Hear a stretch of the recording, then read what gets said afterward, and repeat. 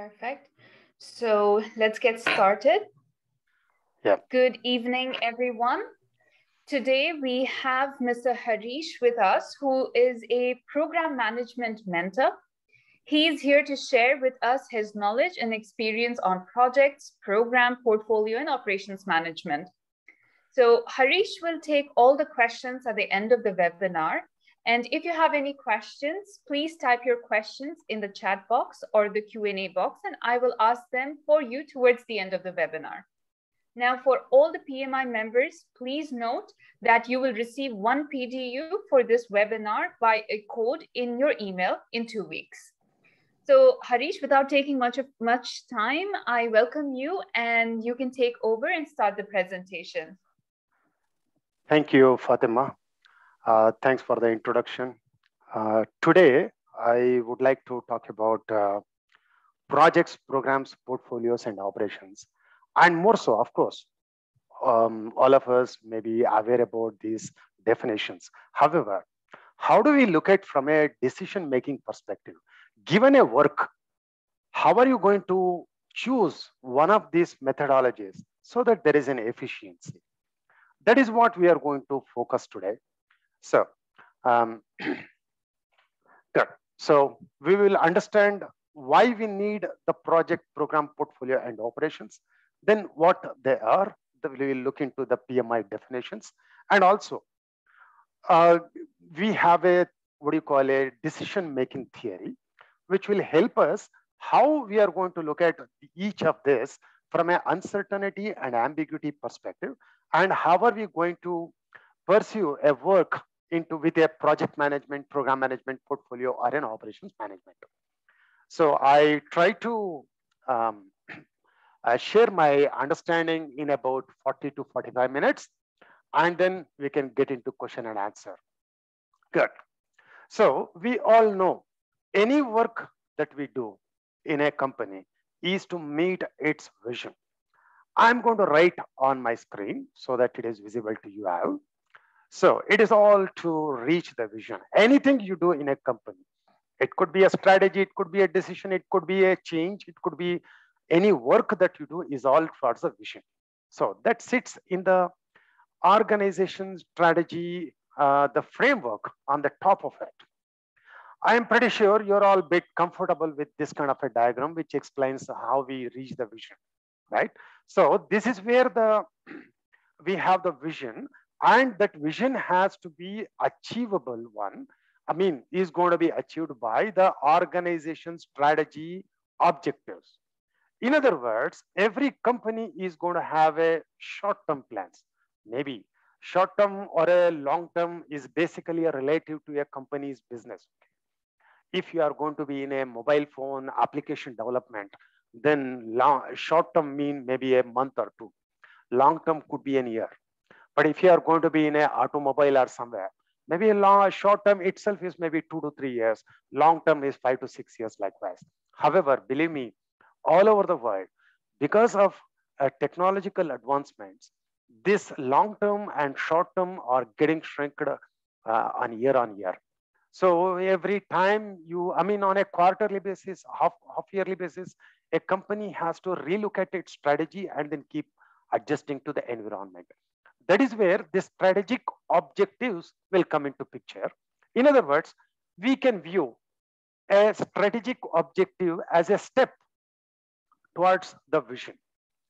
So a company may have a strategic objectives in multiple dimensions. The dimensions like employee relations, it could be, or a technological product advancement, or it could be a sales, it could be a marketing, it could be many other areas, vendor relationships, or there are many areas a company has to do a good, right? So it is a strategic objective.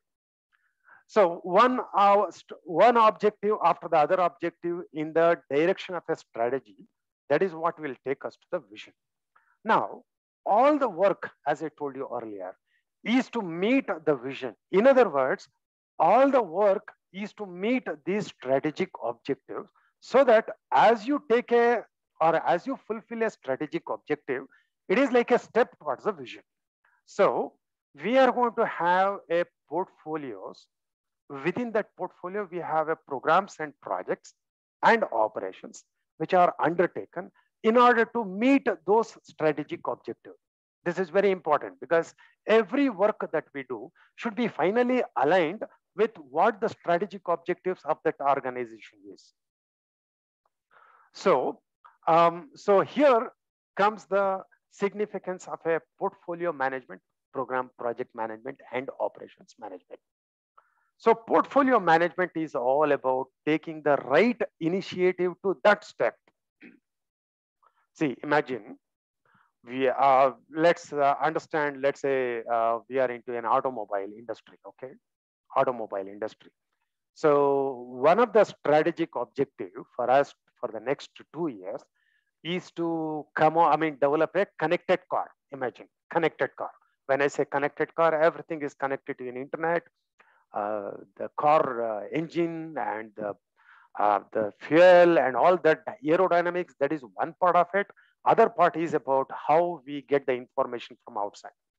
It could be automated car as well. Whatever could be. Imagine we expect in the next 2 years, 40% of our sales come from the high technology cars.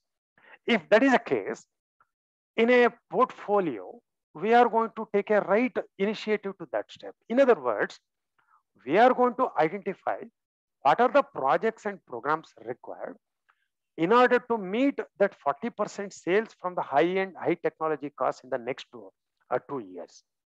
Of course, we also need projects and programs that are required for the ongoing maintenance, customer support, any deficiency you may have in customer support. So to do that, you may go for a program. That is all required. However, focus is towards high-end, producing high-end technology cars so that you can sell them. That is what we call a portfolios. In other words, among multiple steps, it is about taking the right steps, identifying and taking the right step towards the strategic objective. So we are going to discuss the portfolio in a much more in detail. Okay, now the projects and programs are basically how we are going to execute the projects and programs or those steps in a right way. This is very important. Portfolio is going to have is all about taking a right initiatives or a right projects and programs, whereas programs and projects management methodology is all about how do we complete that project or programs or initiatives in a right way. That is where the projects and programs come into picture. Now, on the other side, you see an operations as well. See, imagine we are going to invest into a connected car technology production facility. Imagine that could be a project or a program. It is a time-bound activity and it receives an investment. But when you inaugurate that factory first time, and when the first car comes out of that factory, you what we call an operations, right? Operations mean the things which keep on going in a recurring way. Daily basis, you keep doing the same thing over and over. In other words, that factory is being used in order to develop the connected car, and that connected car, when it is sold to customer, that is where you are keep adding value to the strategic objectives. So in other words, as you can see here, we invest into projects and programs, and that will be converted into or moved into the operational areas. And that operational areas, when you start doing the work, it will keep developing, producing you a value one after the other, so that you keep meeting the strategic objective. When a strategic objective is met, imagine 40% sales is already done. If that is the case, either you revise the strategic objective or a new strategic objective may show up. That means, again, the portfolio management has to think in about the projects and programs which are required for to meet the new strategic objective. Accordingly, projects and programs are going to be identified, executed. Operations is going to be configured to ensure that we keep producing the value back, so that we meet the organization strategy again. So this is like a cyclical process. Not necessary that, strategic objective has to be, it's going to be completed. What happens? Business environment is a very dynamic environment. So it is possible that every quarter on quarter or a month, depending on the industry situation, industry domain you are into, so may have a lot of dynamics because of technology improvement or competition or any other like pandemic or whatever could be. So we keep on reviewing the strategic objective, where we are heading. Are we in a right direction towards this objectives or not? If not, again you make a changes to the portfolios, and within that again you may do a change to a program and a project. Again you keep changing into a operations, and again you that help you meet the strategic objective. So this is like a continual cycle that I can say. Most companies review their strategic objective at least a quarterly once, if not earlier, and make according to any changes they are going to make it. Good. Okay, so this is an organization strategy in order to move towards the growth. Now, as I told you, let's look into this portfolio, programs, projects, and operations in a bit more, in a more detailed way. Right. First, let's look at the portfolios. As I told you, portfolio is all about selecting the right projects. Let's say right projects or programs. Imagine we are into a company, there may be about 100 projects and programs. These projects and programs may be initiated for various reasons. An opportunity in the market, a feedback from the customer, you want to go lean, you want to have employees work from home because of COVID, or it could be any other reason. Imagine there are 100 projects and programs. The two are at a different level of engagement. Some projects and programs may be just initiated. Some may be already into a closing. Some may be into execution, planning, or some may have going through a lot of changes. Some may be just considered for inclusion. Imagine all that kind of thing. What do you call? There are about 100 projects and programs. You call this as an inventory of work. It is just a group of projects and programs. Now, depending on the strategic objectives, so we are going to have a model which will help us in prioritizing these 100 projects and programs, and whether it is going to add value to strategic objectives that we have in or not. See, because of the change, obviously, some projects and programs may lose value. They may not add value back to the strategic objective. As I told you, if the strategic objective is to get, more increased revenue from the connected cars. Imagine there was a strategic objective earlier about expanding the market. So according to that, there are some projects and programs. Now that expansion of market is not the strategic objective, we are focusing on, let's say, connected car. So the projects and programs which are adding value to the connected car concept are going to get higher priority. Maybe the projects and programs that are undertaken earlier for the expansion may need to be reviewed, and if possible, I am going to stop them. If not possible, but already significant investment is made, then I try to see that they are going to be closed, but I am not going to give a priority. In other words, just to put it very simply, all the projects and programs that we have in a company are going to be looked from the strategic objectives prism, and then we are going to have a priority. Priority 1, 2, 3, 4, likewise. And now, after having the priority according to the strategic objectives, now what happens is every company will have a limited resources. Limited resources. So obviously, you have to use your resources. When I say resources, it could be funds, or it could be people, raw material, or infrastructure, All of these are very precise commodities, right? So whatever you have to judiciously use in a projects and program that will get you maximum returns. So within this priority list, imagine you have 100 people, okay? 100 people. I'm just taking an example. This 100 people, you can only staff about 5 projects, not more than that. At any point of time, you have 100 and only 5 projects can be taken up.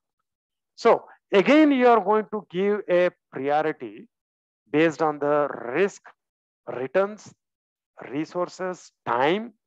So again, you are going to do prioritize it. So probably you are going to start or already continuing, you support it, project 1, project 2, program 1, program 2, likewise. You may not have sufficient resources for project 4 and 3, imagine. So those two can be taken out only if either project 2, program 1 or program 2 is complete. Only then you can move the resources. In other words, you within the prioritized list, again, you are going to do priority for the allocation of resources and you prioritize where you are going to get the maximum returns. So finally, you will have a list of projects and programs where you are going to engage your resources and you put into the execution. The things are simply not closed. Again, there are so many challenges when they are being executed, right? Stakeholders' expectations may change. Performance factors are going to show up. The environment factors may show up. There may be a compliance requirement. 100 different things are going to make you, force the change onto those projects and programs. Whenever there is a change, it is possible that a project or a program may lose its priority again. Imagine in the connected car, one of the project is about some compliance, imagine. And we have staffed that compliance program as well, project or a program. But because there is a change in the legislation, that compliance project has to be stopped. That means that loses the priority. That means what? Those resources are available to you again. And again, you come back over here. Yeah, again, you are going to loosen all the priority information. And again, you select and prioritize according to the strategic objective. Again, you make a priority, right? That is the reason. So this is like a continual process. A typical portfolio manager may review this situation on a weekly or a monthly basis, depending on the industry again, of course. However, what need to be noted down here is, if you are going to be a portfolio manager, see, one of my friend is a portfolio manager for the APAC, for Siemens. They have about 750 projects and programs, not just 8 or 10, okay? 750 projects and programs, big, small, about to complete, just started, all kind of things. There are about 80 parameters for each projects has to be fed in by the respective project and program managers. So it is, you can imagine, portfolio manager is going to have an Excel sheet in front of that person. And you have all these projects, programs are listed and the data keep popping up. And depending on some criteria, you may see the colors maybe keep on blinking, right? Some project is overshot in the time, some project is used more resources, whatever could be, right? So it is like a flickering board, okay? Flickering board. As a portfolio manager, you are going to reprioritize the thing. But one thing, it is not that, just because a project or a program is getting low priority, we need to close, because projects and programs will have some inertia in terms of already set value. You have already invested. So with all that, we need to see whether we can reduce the priority or not. And accordingly, the resources are going to be adjusted again.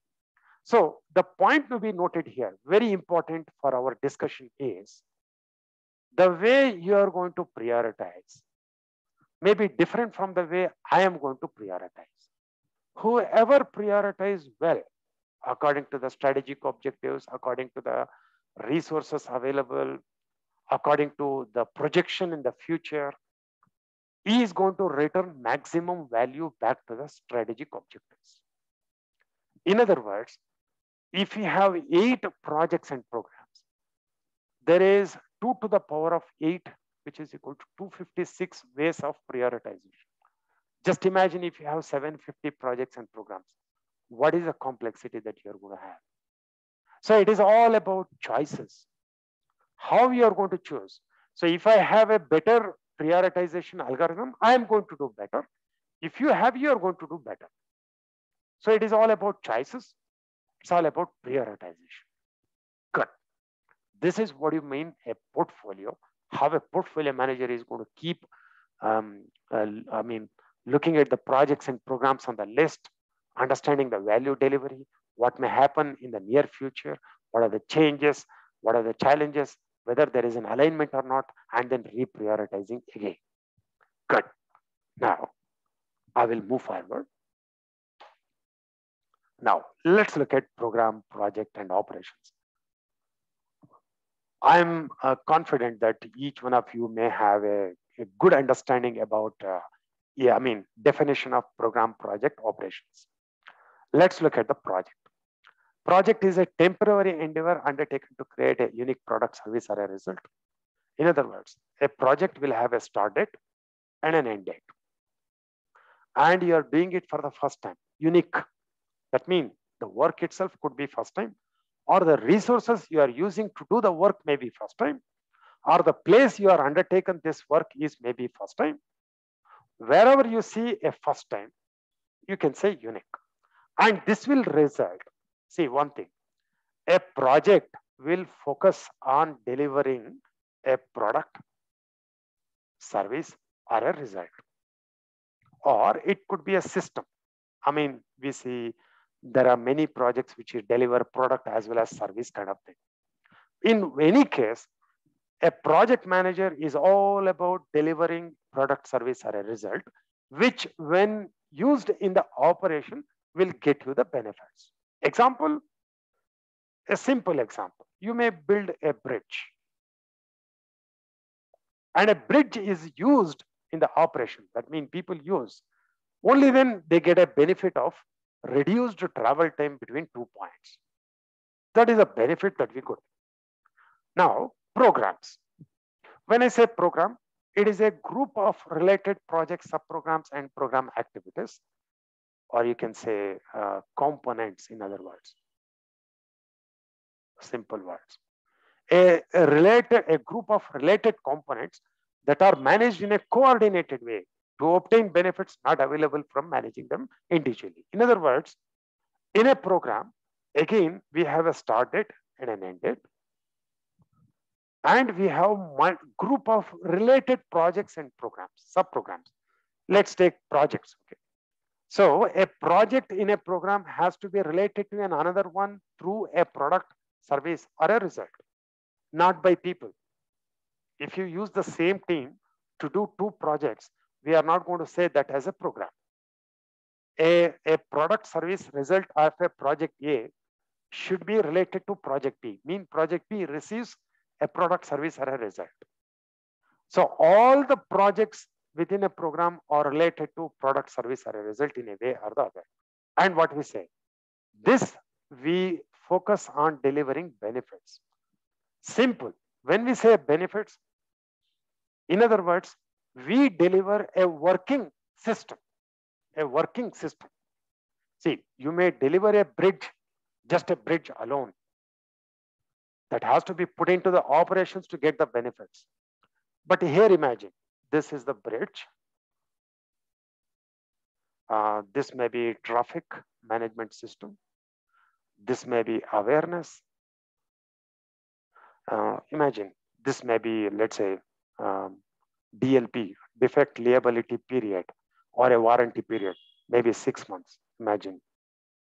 Now we hand over a working bridge, which was into 6 months, imagine. That means the bridge is delivering the benefits that is going to be handed over to the operations for further sustenance of benefits. So this is the program. So in a project, we focus on product, service, or a result. I don't care what happens to the product, service, result. I deliver to operations. It is their headache. It is their, the responsibility to get the benefits out of it. So you all know, probably you heard a lot, that a project is successful, but it may not be delivering the benefits. That is possible, right? Similarly, here, whereas in the program, projects are related to each other, which will give you a flexible mechanism for you to deliver the benefits for sure. So we say program deliver benefits, project deliver product, service, or a result. But both will be put into operations for a continued benefits. This is how we see a project and a program. And the operations. Operations, a work that is continuous or repetitive in nature, day-to-day business necessary to achieve organization strategic objectives. Mean what? It is a continuous work that keeps going. Again, within a context, we can understand what the operation says. If you are going to be in a service industry, then you may deliver a product or a system to your customer. Customers will start using it. So customers become operations. So imagine you are into a cloud migration. Okay, you do a cloud migration. You are into an IT team. When you do migration to a cloud, or you bring in enhanced security level, new application, or new way of doing it, that all can be project or a program. But when you start maintaining it, and then you become an operations. So all these project, program, operations are all going to be a conceptually how we are going to look at the work. In other words, sometimes it may be very difficult for us to decide what way we need to go as well. See, moreover, we see multiple projects, large project, program, a project, operations is all possible, right? Imagine if I have 100 bridges, right? 100 bridges across a river, imagine. So we are going to build 100 bridges, right? How do we view this work? Can we say a portfolio? Because there are 100 bridges, which are a group of projects, right? Or can we say a program? Because each bridge, of course, here you can see they're all different, but each bridge, you may have a lessons learned from one bridge, which may use in the other bridge. In other words, a lessons learned of a project is a result, which you may use from one bridge to the second bridge to the third bridge to the fourth. But finally, you get a benefit of all the 100 bridges being built with lesser cost. Highly efficient opportunity, right? So you can say program, or you can say this is a bridge. We have a start date. There are 100 bridges to be built, and we have an end date. So you have 100 bridges over here. So can we say a project? Or because it is 100, all of them are the same ones, then can we take it as an operations? Because operations is a repeatable job. So here we see 100 bridges, all are unique, same design. So can I take it as an operations? So this kind of a dilemma is going to be there when we look at sometime how we are going to pursue the work. Okay, so how do we decide? Now, let's look at that. Whenever we make a decision, I move to the next line. Whenever we make a decision, the two things, uncertainty and ambiguity, are going to play a very important role. The decision could be very routine, mean like what should be your dinner today, or should we acquire this company, or should we go with a latest technology, but it is very cheaper as compared to the current one. So decision can be any. It is going to be impacted by uncertainty and ambiguity. Let's understand uncertainty, ambiguity in a better way so that we can relate how with projects, programs, operations, and portfolios. Uncertainty is all about lack of information.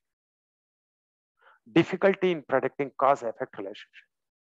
And it is on a scale. On one end, you have, let's say, completely unknown.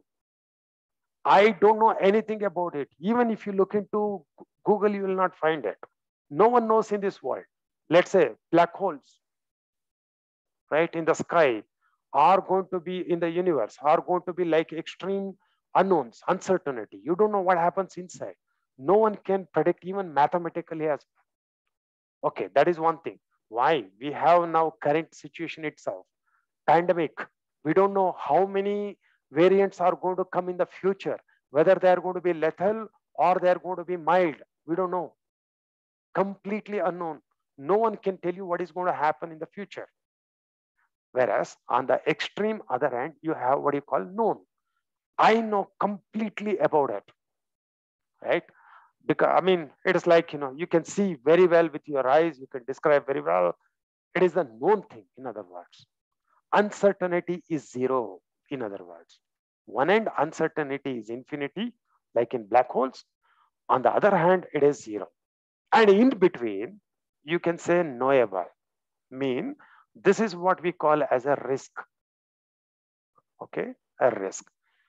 Remember, a risk is an uncertain event or a condition that may impact one of your project or a program objectives, right?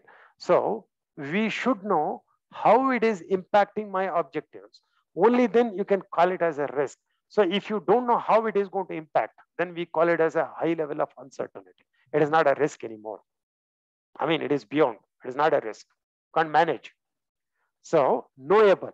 So uncertainty may change. And moreover, it may change over the time as well. Let's say I start the work today.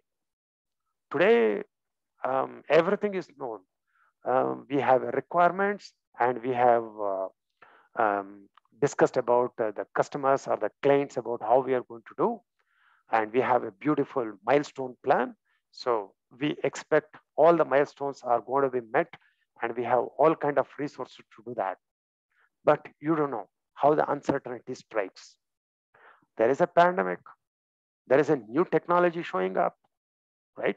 There is some disruptive technologies are there. Suddenly there are too many stakeholders who are all looking for different kind of changes, right? Or suddenly there is a new work showed up at the company level. So those who are supposed to join my project or a program joined somewhere else. These are all going to be the uncertainties at varying levels.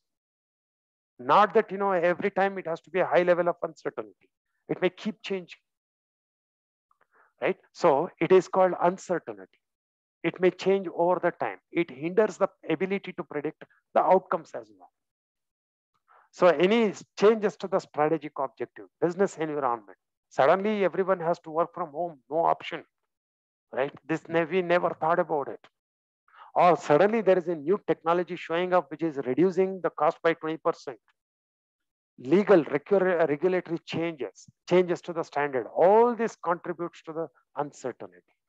If not at a very high level, maybe somewhere here, we don't know. So that is uncertainty. On the other hand, it is an ambiguity.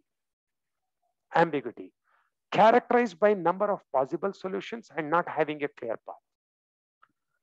Not so clearly stated requirements, or what do you call ambiguous requirements. In other words, again, ambiguity may be emergent, something we don't agree at all, right?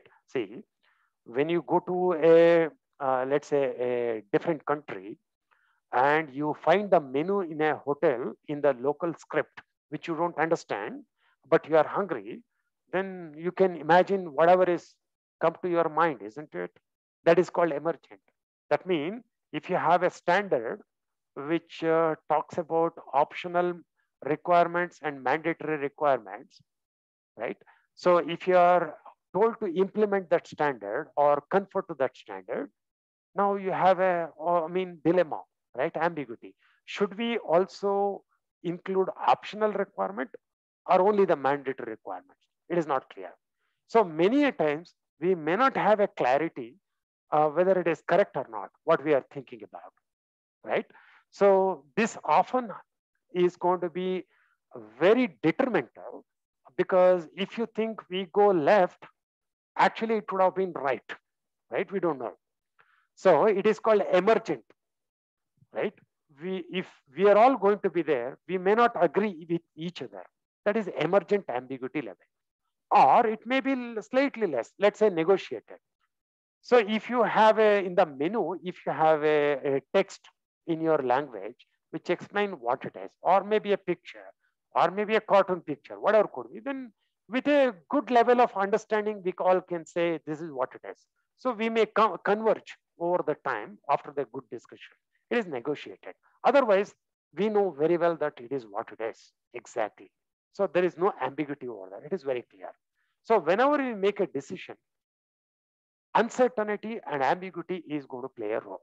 Imagine tomorrow you're going to make a decision about, let's say, 5 of your team members have requested for a leave request.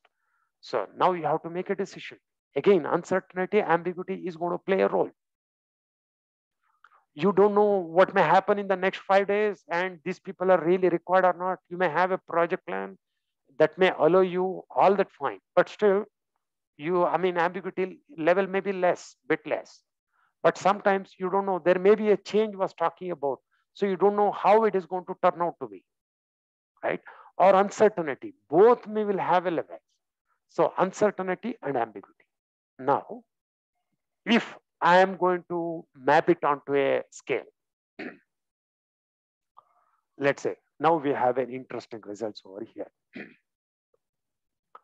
So let's look at, on the x-axis, I have uncertainty.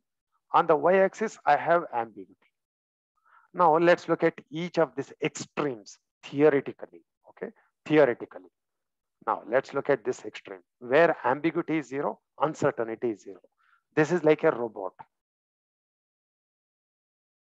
See, a robot, you know very well, even after 1,000 times, it will do the same work over and over again and again. And there is only one program that runs into a robot. It will not change. In other words, in the operations, imagine a factory setting where you have conveyor belt and the things keep coming. Same work is being performed by a person over and over again, like a robot. A car factory where robot is keep doing the same thing, right? That is why in the operations, what is operations? It is a repeated work on a daily basis, which is necessary to fulfill the strategic objectives. You keep doing the same thing in the operations. So in operations, you can say ambiguity is less, uncertainty is less, then better you may take it in an operations way. It is called administration-based method. Everyone working in the operation should have been given a very good training, and they're supposed not to change anything when they are working, so that it is like robot, almost like a robot. Okay, uncertainty is low, ambiguity is low, then you take the work as an operations. Now you look at this extreme here. Ambiguity is very high, uncertainty is low. Uncertainty is 0, ambiguity is very high. We call it as a portfolios. See, as I told you in the portfolio, it is all about assigning the priority for a project and programs. Which project should be higher, which should be lower, likewise. So there are, I told you, there are even for 10 projects, 2 to the power 10 combinations are possible. Ambiguity is so high. So you may easily ask me why I am classifying or prioritizing in this way. Easily possible. So ambiguity is so high, but uncertainty is very less, because for the portfolio manager to make a decision, all the information would have been already given by the project and program managers. So to make a decision at my level, I have all the information, but I have multiple ways to do that. That is ambiguity high. So it is portfolios. Now look at the projects. I'm looking at another extreme. Uncertainty is very high, ambiguity is very low. Say every project, when I say theoretical project, you have all the requirements, rock steady requirement, very clearly understood requirement, that is where you're going to start your planning. In other words, a project is a unique endeavor. That means for the first time we are doing it. That means uncertainty is very high. We don't know how to do that. And ambiguity is zero because we have a rock steady requirement. That is what every project managers wish. There are no changes. Of course, changes are there, that is practical, but I'm theoretically when I'm talking about that, we don't expect the changes. So as we get into planning, execution, monitoring, control changes, and the last day of the project, we can expect the risk level to be zero, isn't it? Almost zero. So uncertainty is very low, very high. Ambiguity is low. It is called performance-based method because whoever prepare very well, whoever plan well, is going to be winning, right? So if you plan better than me, obviously you will use less resources, faster. That is how you turn a project to be. Now look at the programs. I mean, this extreme where we have ambiguity high, uncertainty is also high. So what do you call? Maybe something like a research work. Now all over the world, a lot of people are doing this pandemic vaccine research, right? Research into a lot. In other words, any research work, you can't have a very clear budget or the time set for any research work. It has to be a flexible enough, isn't it? Ambiguity, there are 100 different ways of making it, right? The vaccine, all the vaccine that we have today are from different methods, right? See, imagine Thomas Alva Edison, when he invented the bulb, which converted electrical energy into light energy. What he said, there are 100 different ways of doing it. That means that many level of ambiguity were there and uncertainty also. He don't know which one was working among that. So any research development work can be straight away can be classified as a programs. In other words, this is the learning based method. It is like a trial and error method where you keep doing the work one after the other. And from one project to the next project, you keep applying the lessons learned. And one fine day, you're going to reach your strategic objective. So in other words, programs are going to be learning based methods. So we keep learning from one step to the next step. Now, I will go back. I hope now you have an understanding theoretically how we look at. Of course, not everything theoretically in this world. So you see a continuous spectrum of ambiguity and uncertainty. So by and large, if you have a relatively stable environment and you need to do the new work, then projects are the better methodology. Where you have a unstable work, relatively unstable work, where you want to do something, then programs may be a better one. Where you have all the information, but there are multiple ways to do, then better go with a portfolio. But if everything is clear, then you go with an operations. Now, just briefly going back.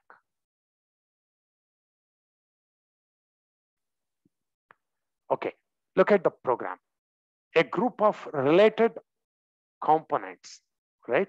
Related components. In other words, as I said, to remove uncertainty and ambiguity both, you need to go in a trial and error or a research and development method. So in a trial and error or a research method, each step is connected to another one. Each step can be considered as a project over here and that are managed in a coordinated way. That means you should have a strategy, the direction in which we go. And in that direction, each step can be a project or a small project it could be. So that is where a result may be used from one to the next in order to finally to guarantee delivery of the benefits. Whereas the projects, as I said, you have a start date, you have an end date, you know very clearly what you are going to do, but you are doing it for the first time. So it is a project. And operations, you can see it is a continuous or repetitive in nature. So you keep doing the same thing. That means you have already trained very well. And that is where you get into an operations. Very well. So now, just to end my talk about the ambiguity and uncertainty, how we characterize each of these projects, programs, portfolio, and operations. So you can think about your own work and how we are going to classify. And as I said, again, not that, always we operate at the edges, right? Somewhere here, could be here, could be here. So it is possible sometime we may move between project theoretically again, but practically it needs a good considerable decision to be made. I mean, so project to program, program to project is all a possibility. It is possible. Good. Now, okay, that's what I had in mind to talk to you about how we look at the projects, programs, operations, and portfolios from a decision-making theory. In other words, we have the definitions of a project, program, portfolios. The definition, PMI definition has to be understood from the ambiguity, uncertainty perspective. That is what my share with you. Good. Now, okay, good. Any questions? Now I'm open for any questions. Yes, Harish. There are actually about 5 questions. So we have about 13 minutes. So let's go through one by one. The first question is, what are the triggers that let portfolio managers reprioritize projects and programs and operations? Okay, what are the triggers that the portfolio manager is going to review the projects and programs, correct? Correct. Yeah, okay. See, the triggers could be these changes to the strategic objectives, changes to the risk of an organization. See, a lot of companies, when they face the pandemic situation, facing a very risky environment for their work, basically. That means risk level would have increased or reduced, or resources availability, or any of this, like performance-wise, for whatever reason, the performance of a project is not good, maybe technically challenging, stakeholder-wise challenging, or too many changes at the business environment. These are all going to be the triggers. Major trigger, I would say, change in the strategic objective, change in the risk, resources. These are the major triggers. Perfect. So proceeding to the second question, what can project and program managers do when their projects are lowered in priority and resources are taken off their projects or programs? Very good. See, what we expect is the portfolio managers do apply a diligent decision making when they say low priority or a high priority. So as a project manager, I need to understand this overall big picture and how my project is going to be adding value, more or less. Okay. The best all that you can do is to make a good presentation. What happens if the resources are going to be removed, right, or reduced? Then what is the impact on the overall strategic objective from your project perspective? But the decision is left to the portfolio manager. Great. Okay. Then the third question, should we have a portfolio disciplined agile toolkit to help us in solving complex project or program prioritization? Yeah, very good. See, all these are just agile or any other method that we apply, or basically the methodology to do the prioritization. Yes, very much it is possible. You can do that. There are multiple ways how we are going to do this portfolio management. Yeah, that's correct. Okay. Fourth question, what will be the prioritization technique in terms of time, budget, and business strategy at the same in different projects of a program or portfolio? I believe the question is basically, what will be the prioritization techniques in terms of when you are evaluating time, budget, and the business strategy?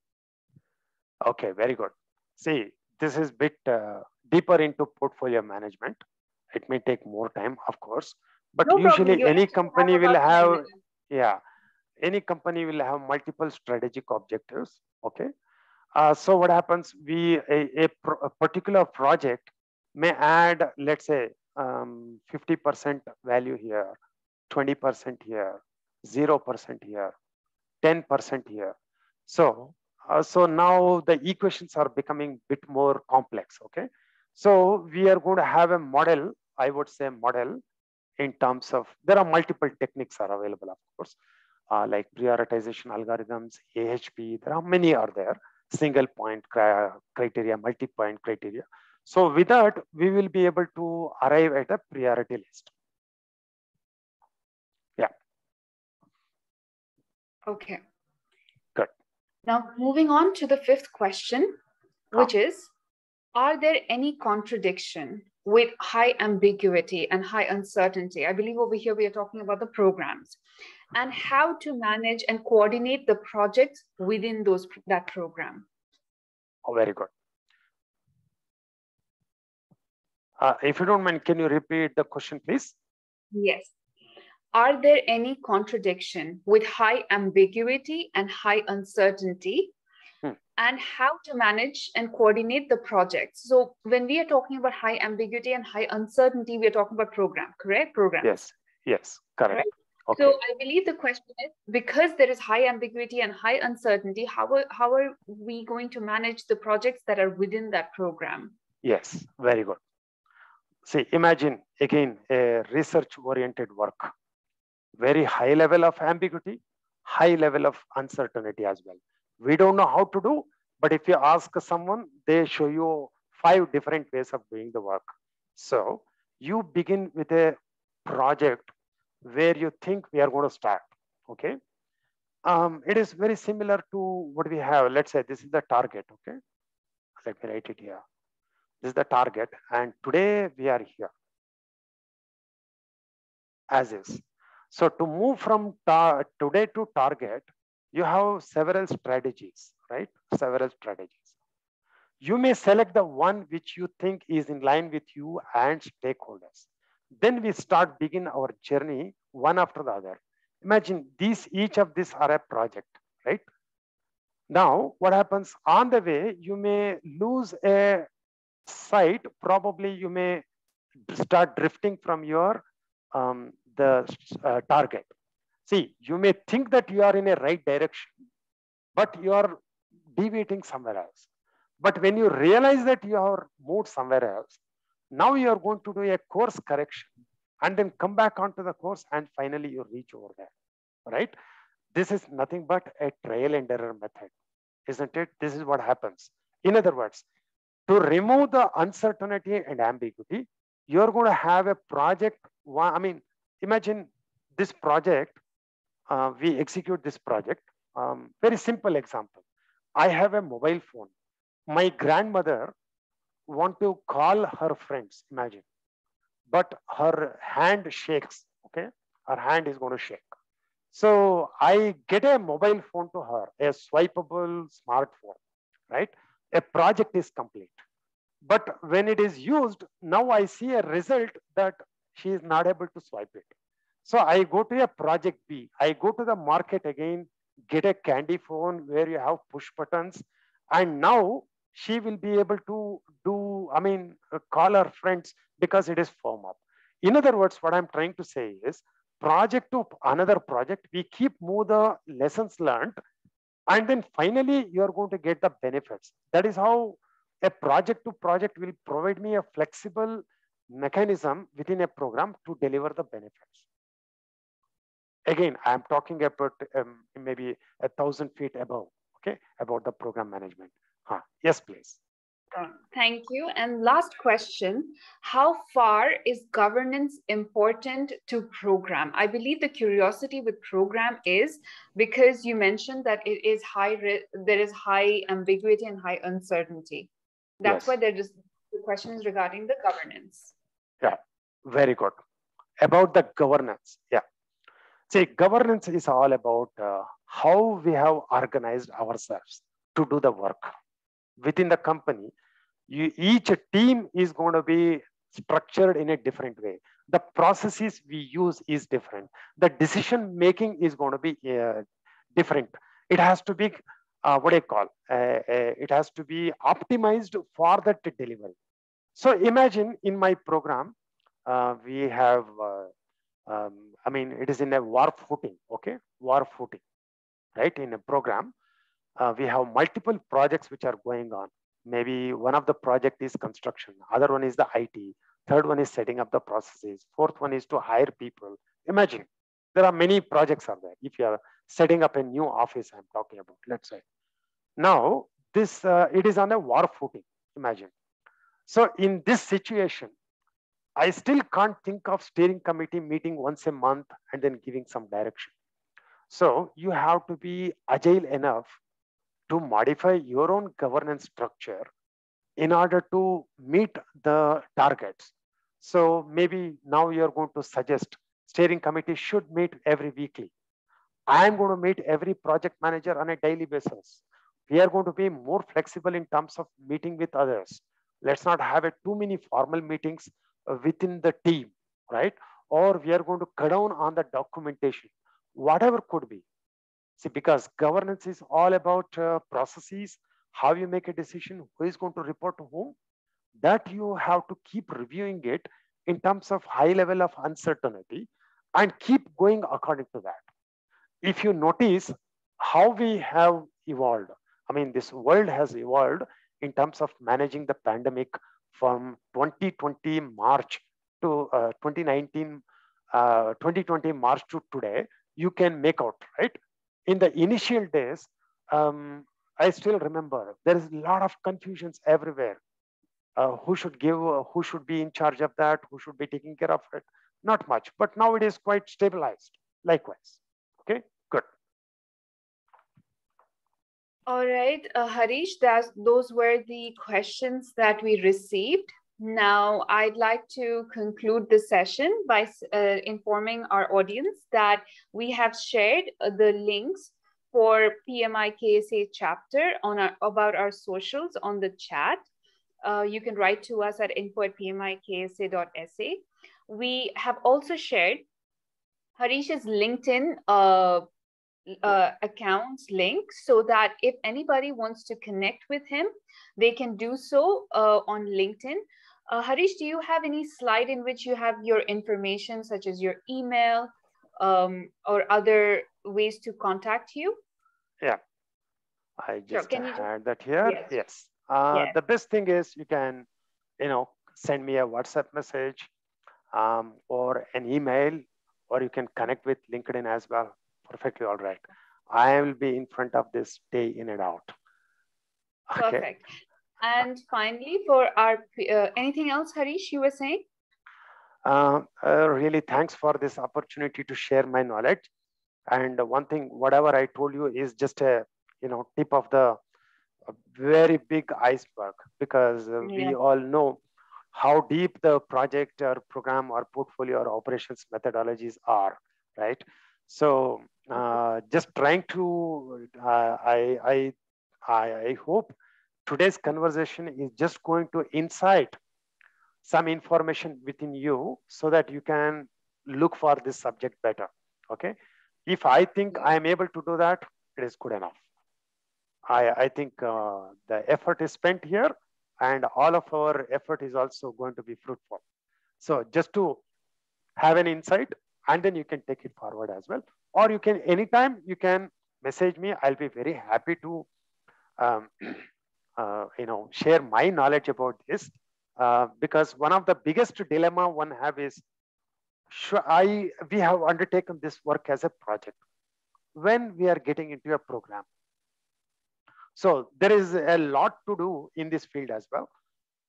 Trying to have a lot of information to decide between two and all. So anytime you have a question, you can always approach me. I'll be very happy to answer your question. Absolutely. So to our audience members, what you're seeing right now is Harish's contact information.